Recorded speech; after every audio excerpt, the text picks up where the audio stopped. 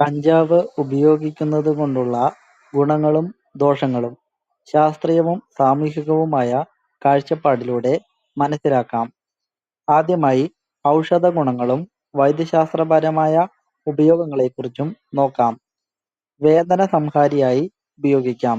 വിട്ടുമാറാത്ത കഠിനമായ ശരീരവേദന, സന്ധിവാതം, നാഡീസംബന്ധമായ വേദനകൾ എന്നിവയ്ക്ക് ആശ്വാസം നൽകാൻ ഇതിലെ ചില ഘടകങ്ങൾ ഫലപ്രദമാണെന്ന് വൈദ്യശാസ്ത്രം പറയുന്നു. രണ്ടാമതായി മാനസിക സമ്മർദ്ദം കുറയ്ക്കൽ. ചിലതരം ഉത്കണ്ഠകൾക്കും പിടികൂടുന്ന മാനസിക പിരിമുറുക്കങ്ങൾക്കും ഡോക്ടറുടെ നിർദ്ദേശപ്രകാരം ഔഷധമായി ഇത് ഉപയോഗിക്കാറുണ്ട്. മൂന്നാമതായി അപസ്മാരം. ചില പ്രത്യേകതരം അപസ്മാര രോഗങ്ങൾക്കും വിശപ്പില്ലായ്മ മാറ്റാനും ഇതിന്റെ അംശങ്ങൾ അടങ്ങിയ മരുന്നുകൾ ഉപയോഗിക്കാറുണ്ട്. രണ്ടാമത്തെ പ്രധാന പോയിന്റാണ് സർഗ്ഗാത്മകതയും മാനസികാവസ്ഥയും.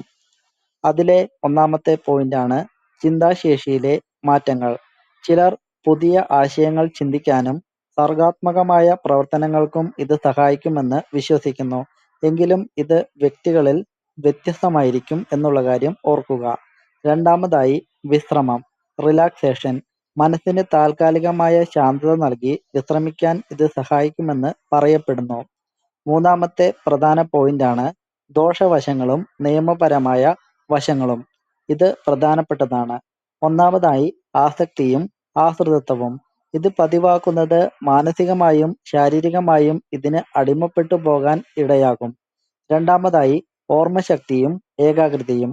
ദീർഘകാല ഉപയോഗം ഓർമ്മശക്തിയെയും പുതിയ കാര്യങ്ങൾ പഠിക്കാനുള്ള കഴിവിനെയും പ്രതികൂലമായി ബാധിക്കാം. മൂന്നാമതായി നിയമപരമായ പ്രശ്നങ്ങൾ. ഇന്ത്യയടക്കമുള്ള രാജ്യങ്ങളിൽ ഇതിന്റെ ഉപയോഗവും കൈവശം വെക്കലും നിയമപ്രകാരം കുറ്റകരവും കടുത്ത ശിക്ഷ ലഭിക്കാവുന്നതുമാണ് എന്നുള്ള കാര്യം ഓർക്കുക. Thanks for watching.